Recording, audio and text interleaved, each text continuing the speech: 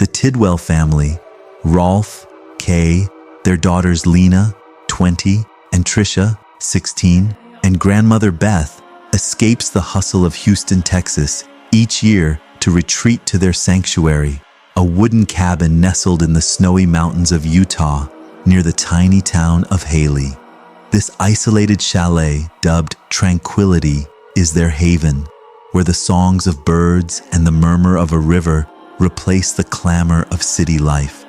In December 1990, they prepare to celebrate Christmas there, as they do every year, with loved ones. But what was meant to be a festive getaway turns into an unimaginable nightmare, a desperate fight for survival.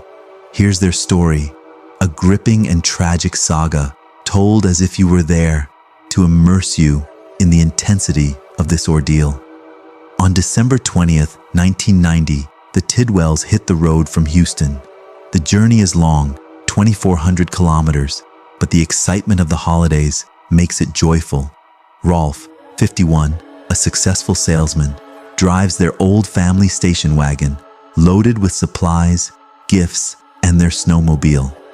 Kay, 49, a devoted mother, hums Christmas carols with her daughters. Lena, the eldest, a college student, is lively and full of humor. Tricia, the youngest, is a dreamy teenager, always glued to her sister's side.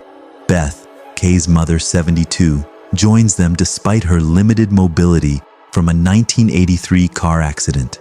When they reach Haley, snow blankets everything, turning the region into a fairy tale scene. The cabin, isolated 4 kilometers from the nearest road, is only accessible by snowmobile. They park the car at a lot on the edge of the woods and glide through the forest, their laughter echoing in the icy air. On December 21st, the family busies itself preparing the cabin. They clean, chop wood for the fireplace, decorate the Christmas tree, and hang stockings above the hearth. The scent of pine and burning logs fills the air. Lena and Tricia, inseparable, playfully bicker while stringing garlands. Beth, settled in a rocking chair, shares stories from her childhood, her raspy laugh punctuating the day. But they're short on supplies and a few gifts. That evening, the Tidwells decide to make a quick trip to Salt Lake City, 50 minutes away, to finish their shopping. They spend the night in a modest motel, laughing over a hastily ordered pizza. The next day, December 22nd, the family splits up for efficiency. Rolf and Tricia head to buy food and get a snowmobile part repaired at a specialized shop in Haley. Kay, Lena, and Beth go to a mall for last-minute gifts. By noon, the 3 women finish their shopping and return to the cabin on snowmobiles, their bags stuffed with ribbons and shiny wrapping paper. The cold is biting, and Lena, her fingers numb, urges her mother to hurry with the door. "Come on, Mom, I need to warm my hands," she says, laughing. Kay unlocks the door, and the 3 women step inside, still buzzing with holiday cheer. But upstairs, in the kitchen, horror awaits. Lena, climbing first, spots movement behind the refrigerator. Thinking it's a cousin who arrived early, she prepares to pull a prank. "Boo!" she shouts, then freezes. A man emerges, revolver in hand. He's in his 20s, with curly hair and a chilling stare. Before she can react, a second man, wearing thick glasses, appears. Lena is paralyzed. The curly-haired man, clearly the leader, forces her to sit and ties her wrists and ankles with rough rope. "Who's with you?" he barks. Trembling, Lena whispers that her mother and grandmother are downstairs. Kay and Beth climb up, and the scene turns surreal. The men point their guns at them. Kay, panicked, pleads, "What do you want? Take anything, just let us go." Beth, despite her frailty, tries to reason with them, but the curly-haired man, a smirk on his face, fires. Kay collapses, shot in the chest. Beth, helpless, meets the same fate. Lena, bound, screams silently as her world crumbles before her eyes. The two men, Von Taylor and Edward Ellis, aren't mere thieves.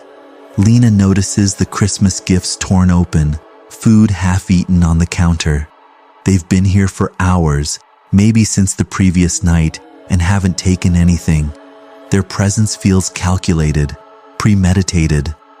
Von Taylor, the leader, leans toward Lena and sneers, "Don't pray, kid. Your God won't hear you. I serve a different master." His words, heavy with dark intent, chill her to the bone. She realizes they didn't just plan to steal. They waited for the family, with far more sinister intentions. Meanwhile, in Haley, Trisha feels an inexplicable dread. At the repair shop, as Rolf pays the bill, she murmurs, "Dad, I've got a bad feeling. We should call the cabin." Rolf, confident, pulls out his cell phone, a rarity at the time, and dials. No answer. Trisha presses, but Rolf reassures her. They're probably busy decorating. Still, a seed of doubt takes root. They finish their errands and head back on the snowmobile. At the cabin, the nightmare continues. Von Taylor and Edward drag Kay and Beth's bodies to the balcony, covering them with snow to hide them. They ransack the house, grabbing cash and valuables. Then they head to the garage, dragging Lena along. She hears a snowmobile's hum in the distance. Her heart sinks. She knows it's her father and sister. She begs the men to leave, but Von Taylor refuses. "Too many fingerprints. We're burning this place down." They douse the cabin with gasoline meant for the snowmobile and set it ablaze. Flames begin to lick the wooden walls. Rolf and Trisha reach the garage, where they're immediately confronted by the two men, now wearing ski masks. Rolf tries to shield his daughter, but Von Taylor, ruthless, orders Edward to shoot. Edward raises his .44 Magnum and pulls the trigger. Click. Nothing. Von Taylor tries with his .38. Click. Again, nothing. Rolf, miraculously spared, stares them down, buying time. But on the third try, Von Taylor aims true. Rolf collapses, a bullet in his shoulder. Trisha screams, while Lena, still bound, witnesses yet another tragedy. The criminals, rushed by the flames consuming the cabin, force the sisters to drive snowmobiles to the parking lot where the family's Lincoln is parked. Von Taylor and Edward sit behind them, guns pressed into their backs. The ride is torture. Lena and Trisha exchange glances, desperate for an escape plan, but fear of endangering each other paralyzes them. As they near the lot, they spot Randy, Lena, and Trisha's uncle there for Christmas. He waves cheerfully, thinking the men are friends. The sisters, terrified, ignore him to protect him. Randy, confused, furrows his brow, but doesn't act right away. At the lot, Von Taylor opens his jacket, revealing a knife. "I'm as good with this as I am with a gun," he threatens, forcing the girls into the Lincoln. Randy, watching from afar, sees the car pull away and starts running toward it, but Lena and Trisha pretend not to know him when Von Taylor questions them. "Just some local guy," Lena mutters, saving her uncle's life. Suddenly, a snowmobile roars up. It's Rolf, alive, his face bloodied, clothes half burned. He doused the flames on himself by rolling in the snow and chased after them. He spots Randy and collapses beside him. "They killed Kay. They've got my girls," he whispers, barely conscious.